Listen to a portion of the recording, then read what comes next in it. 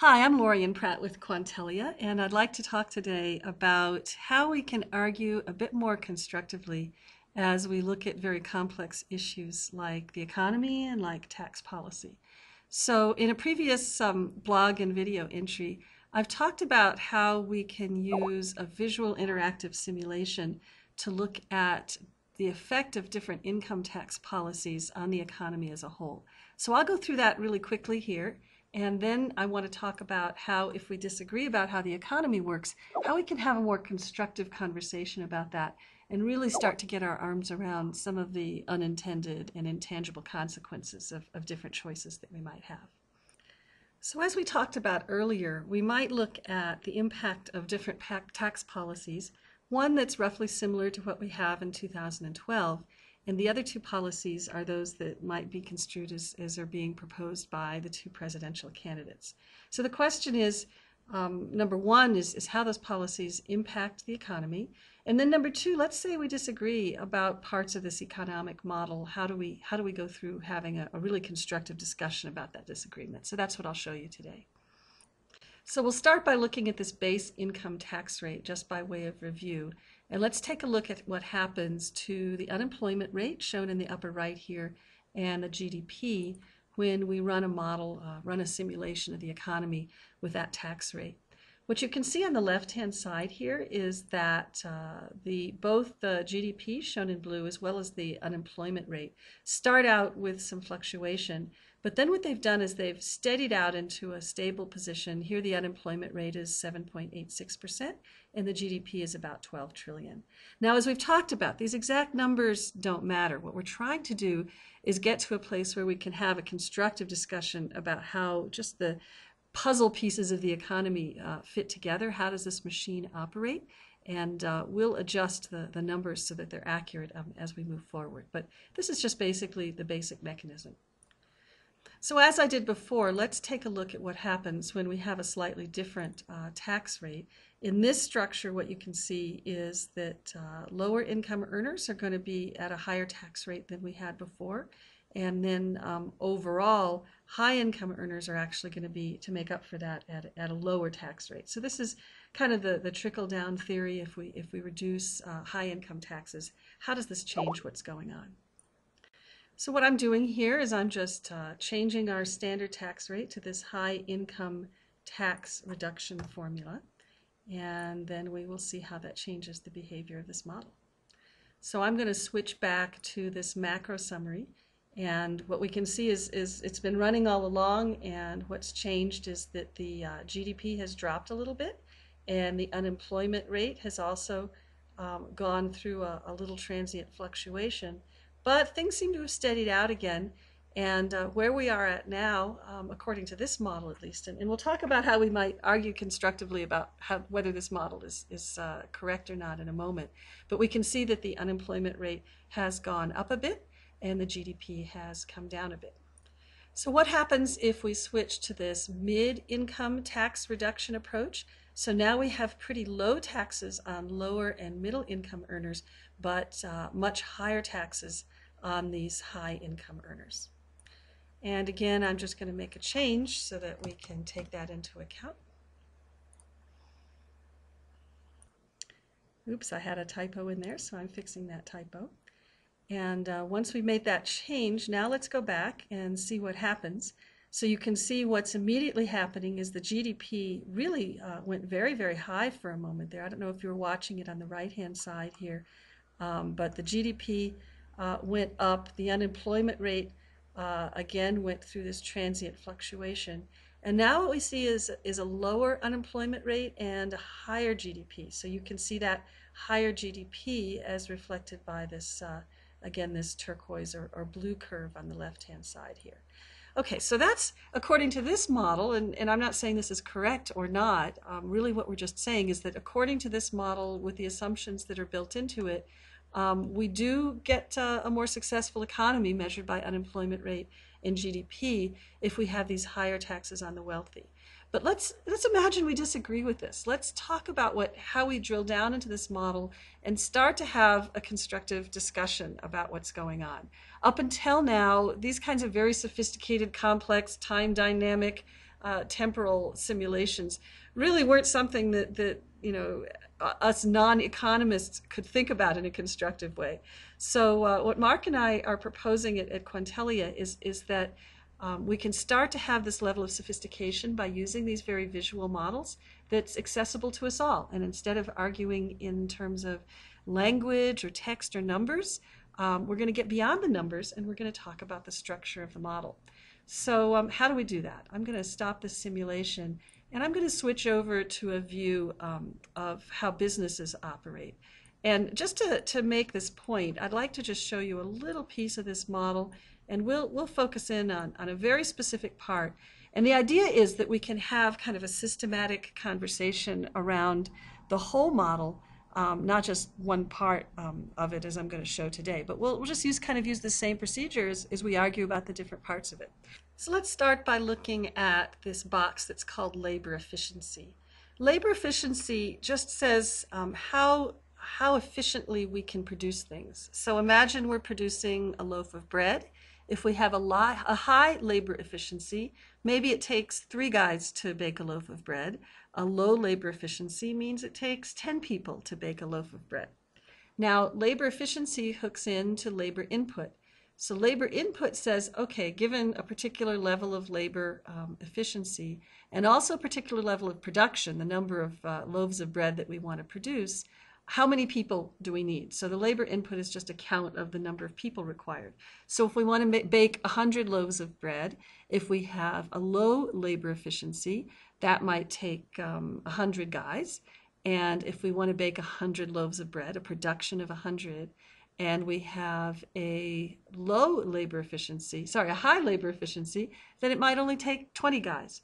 So labor input is just that number of guys, the number of people that it takes to produce something at a given level of labor efficiency, the number of things that we can produce at a given level of efficiency. So what I'm going to do to start with here is I'm going to disconnect production from the rest of the model, and I'll bring up a three-dimensional simulation view of just this part of a business so that we can talk about, let's say we have some disagreements about this labor efficiency number. So first, just to illustrate what I'm doing, what we'd expect is I've got a production level of 67.41. I've disconnected that from everything else so that it doesn't change. So we're going to bake 67 loaves of bread a day. As I lower the labor efficiency, right now it requires 100 guys to bake those loaves of bread. As I lower the labor efficiency, what you'll see is that the labor input kind of goes up in proportion to that. So this is pretty much what we'd expect, is if we're less efficient, it requires more people to produce exactly the same amount. Now, we might disagree with what the labor efficiency is. We might say, American workers are more productive than we thought. And so when we're talking about having a constructive conversation, what we're really saying is let's change some of these assumptions together if you and me disagree, and then let's look at the implications of that change as it ripples throughout the model. So before I run that simulation, I want to point out a couple of other things. First of all, this labor cost is, for a given average cost of a worker, it tells us just how much we're going to have to pay to hire this many laborers. So at this level of efficiency, to make 67 loaves of bread every day, our labor number of people is going to be 300, and those 300 people are going to cost $12,000. Now, obviously, these units are not representing anything in particular. We're not going to require 300 people to make 67 loaves of bread. I'm just giving examples here. The point, again, is the relationship of these numbers to each other. The other thing I'd like to point out, and this is going to become apparent when I wire up the production, is there's going to be some unintended consequences. You'd think, it's kind of a neat idea here that if we lower labor efficiency, if we make everybody a little less efficient, we're going to have to hire more workers. And if we hire more workers, we're going to have to pay them more. And you'd think that would reduce unemployment. And indeed, as I make these changes, we do see an impact on unemployment. But because I haven't wired up production, we're not seeing a real impact. What's really going to happen is an interesting effect, and see if you can follow me here. as we have more people working, you'd think that would be good for the economy as a whole. But it's going to turn out that because we have to pay more for those people, that our labor costs are going up. The cost of a loaf of bread, the price of a loaf of bread, is also going to have to go up. And so we're going to start to see a compensating effect that happens overall. Furthermore, as the price of materials rises, fewer people are going to buy that loaf of bread, right? As we're going to have a higher price, we'll have less volume of sales. Less volume of sales means we're simply less productive in the economy, and that's going to mean that there's fewer people that are able to be unemployed simply because our sales volume is lower. So we're going to get kind of an interesting flow of unintended consequences throughout this model. So what I'm going to do is wire up production and show you how the small piece of the model changes, and then we'll see how the model as a whole changes. So what I'm doing here is I'm just saying I'm going to actually allow production to change every time I move something, and also every time my simulation timer switches. Now let's watch how that changes things in the model of the business. Now as I change labor efficiency, I'm also going to be seeing changes to my level of production. Actually, I need to reset the model to get this started up again. So now that I've done that, watch what happens now. As I lower the labor efficiency, as I get less efficient, you can see that this is having an impact on the amount that I can actually produce within the economy. And this is, again, because producers are going to align how much they produce with how much they can effectively sell. And how much they can sell depends on how much people can buy, and that's going to depend on the price, which has had to go up because of the labor input. I'll say that one more time, a little bit more slowly. As I lower the labor efficiency, yes, we do hire more people, and so yes, unemployment will go up a little bit. But what that means is that labor costs are higher, therefore prices are higher, which you can't see in this model here. Because prices are higher, sales are going to go down. And for that reason, as we get less efficient in labor, businesses as a whole are going to produce less. And so we have this kind of counteracting, probably non-intuitive effect. We'd think as we get less efficient, that would really help unemployment. But because of what happens to price, and then price happening to volume, and then volume hitting production, we're just going to make fewer loaves of bread because we just can't afford to make them unless we charge a high price. And when we charge a high price, fewer people will buy them. And if fewer people buy them, we're just not going to make as many. So let's run the simulation and let's actually watch what happens to both labor efficiency as well as actually what happens to labor inputs and production as we go. And so just for the purposes of this simulation, I'm not going to track GDP and unemployment. We'll track what we're seeing on this screen, which is labor input and also production. So I'll just tell the system that I'm going to track these two variables. Okay, so now let's watch on the left-hand side here. I'll reset the model, and now let's run what happens. First of all, at this default labor efficiency of 0.67, we can see that production, again, it goes through these fluctuations, but then it sort of steadies out at 77. Now watch what happens as I lower labor efficiency. Again, we're going to have these transient effects, but as all the stuff I talked about plays out, ultimately production is going to go down, and because production goes down, again, my overall unemployment will not necessarily improve. So let's actually do a view of unemployment and see what's happening with that as we go. And I can put that in the left-hand side of the screen here. So I'll draw your attention to this unemployment rate number, this 4 versus 5 that's fluctuating. And what I'll show you is as I move the labor efficiency, so I'm making my efficiency lower, the immediate thing that happens is, again, my production is going to go down in immediate response. But interestingly, my unemployment stays a bit steady. We see some fluctuations here. It's going between 4 and 5 at this particular level.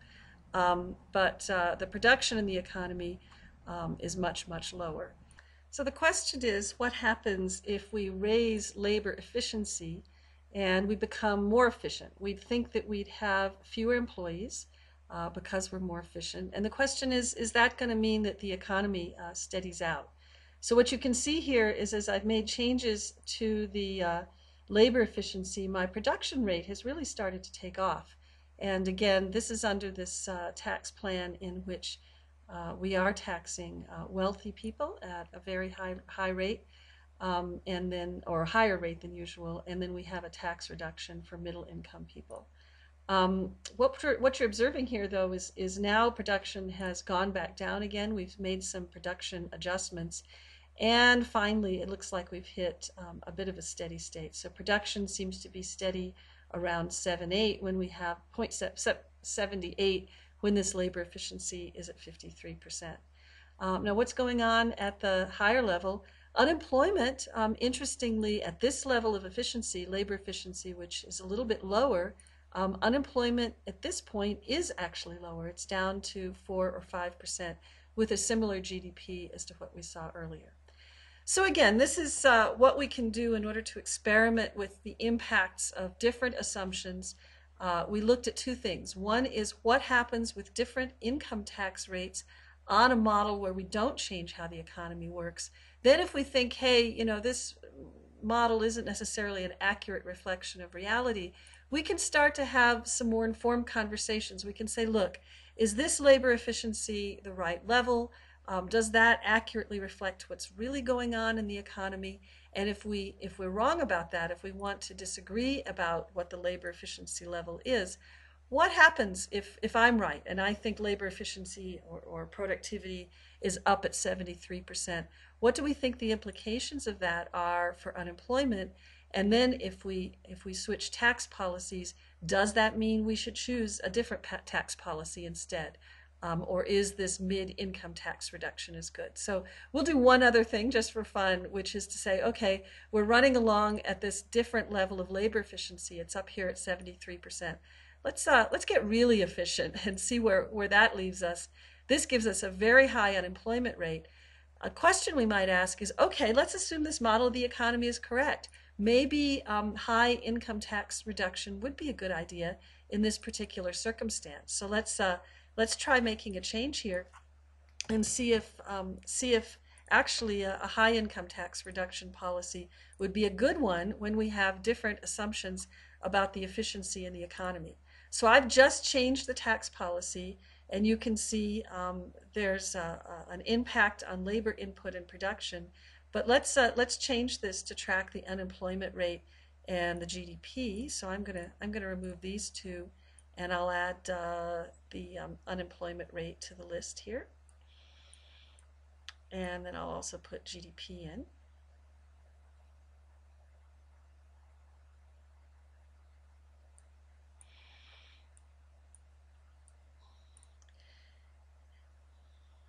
So now we can track what's going on there. And interestingly, with this policy, our GDP has now gone quite low, and our unemployment rate has gone even higher. So I wasn't actually sure when I did this experiment in this model that this would be the result. But again, according to this model, we've actually been quite hurt by reducing taxes to high income earners. And so if I was going to take maybe a left point of view on this, the question would then be to my friends on the right, how do you think this model should be different so that to justify doing a high income tax reduction? What is it, and what data do you have? What information do you have about how the economy operates that's incorrect in this particular model, that in which your policy would actually be helpful? So that's how we're proposing to have conversations. Now we're not going to just kind of ideologically say lower taxes. Now you have to tell me under what assumptions is lowering taxes at a particular level a good idea. And we think this is a great constructive way to move forward so that we can move past ideology and have more constructive debates. Thank you.